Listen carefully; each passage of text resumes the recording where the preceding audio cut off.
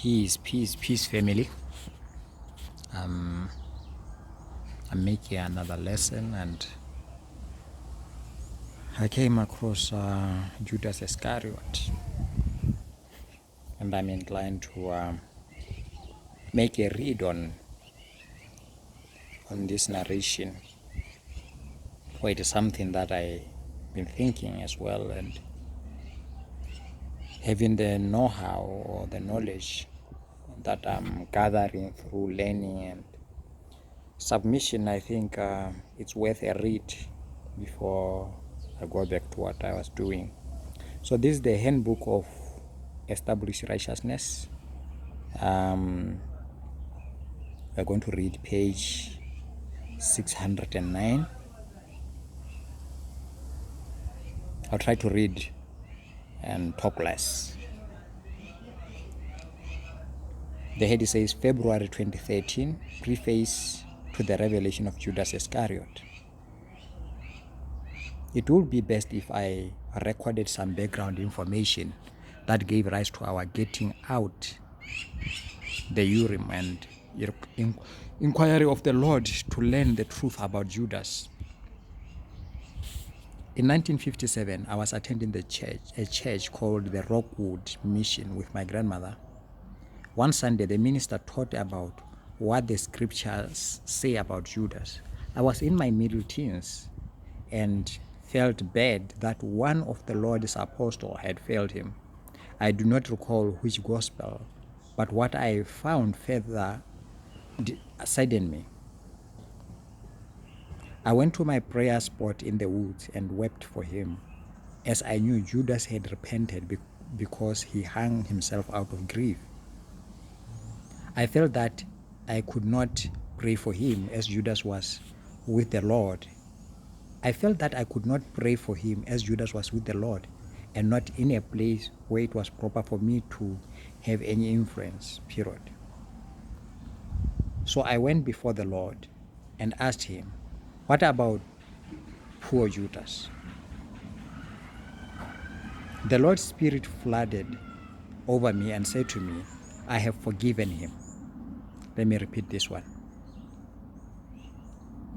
So I wept before the Lord and asked him, what about the poor Judas? The Lord's Spirit flooded over me and said to me, I have forgiven him. That is the whole reason I came as the Savior, so I could forgive him. I have forgiven him. That is the whole reason I came as the Savior, so I could forgive. And he is still numbered among the 12 with me. I was greatly comforted and soon put the whole issue out of mind.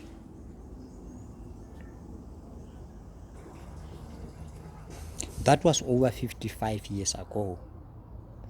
Recently, I've been editing the New Testament so we can print a community New Testament of which this writing will be a part, perhaps an appendix.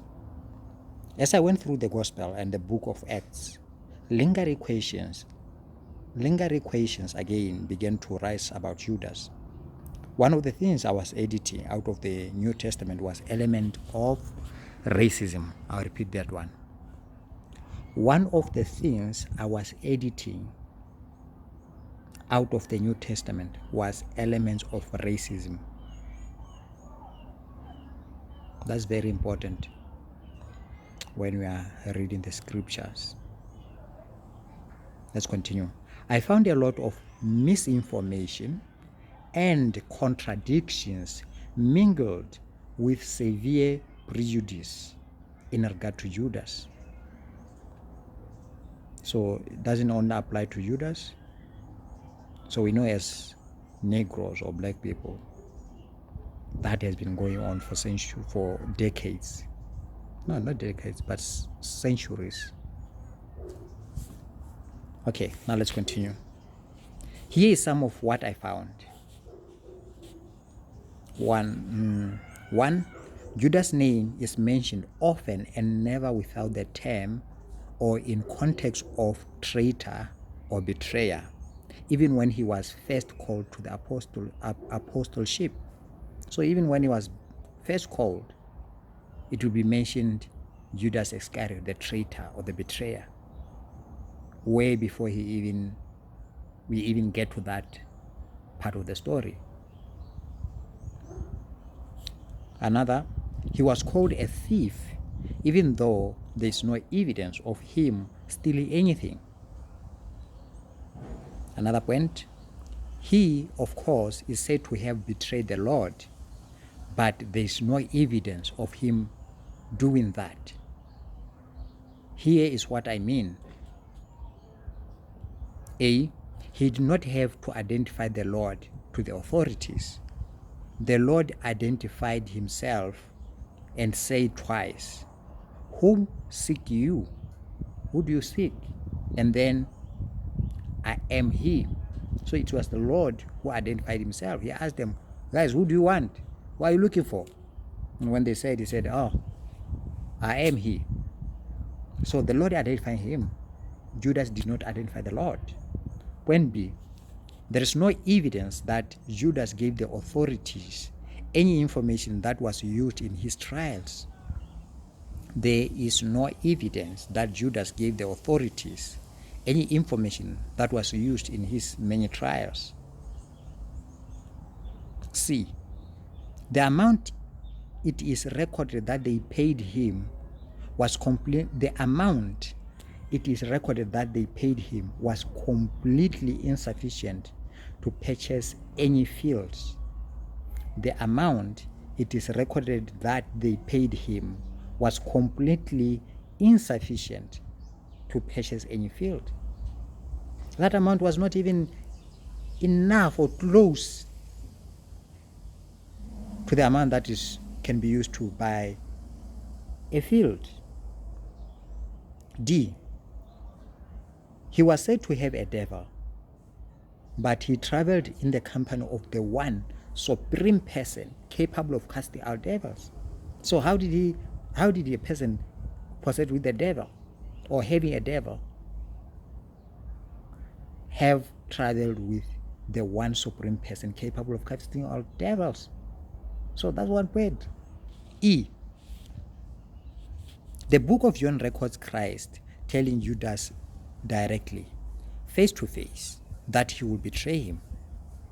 If he really did betray Christ so completely and openly, conspiring against the Lord, then why did he hang himself? F, if Christ knew Judas would betray him from the first, why would he have called him and ordained him to be an apostle? And why would the Lord have selected him to keep the peace? Are we to believe that Christ carefully planned his own murder and at the same time asked 3 times for his Father to let this cup pass from him, and sweat blood and fall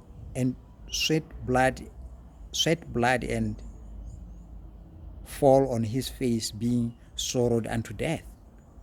G, why, when Christ told the 12 that they would sit upon the 12 thrones to judge the house of Israel, did he not say, 11 of you will sit upon the throne? Why did he include Judas in this discourse or in this discourse? H, the apostles are most often portrayed as dim-wits.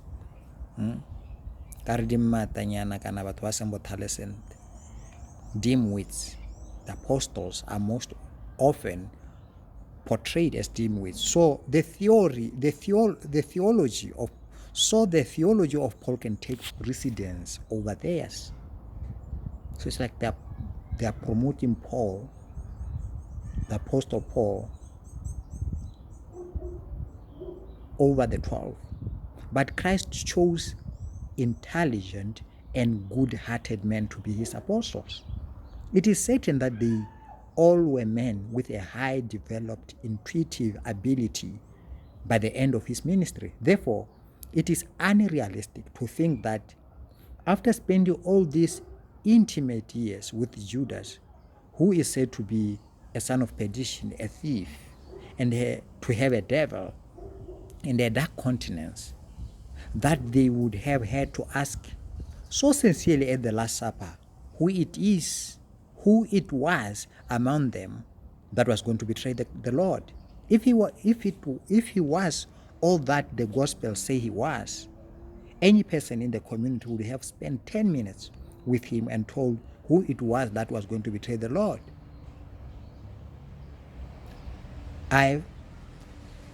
Why was he called a son of perdition, which is a phrase used to describe sorcerers, when there is no evidence that Judas ever used the element of wickedness? The element of wickedness is when you reverse the definition of the elements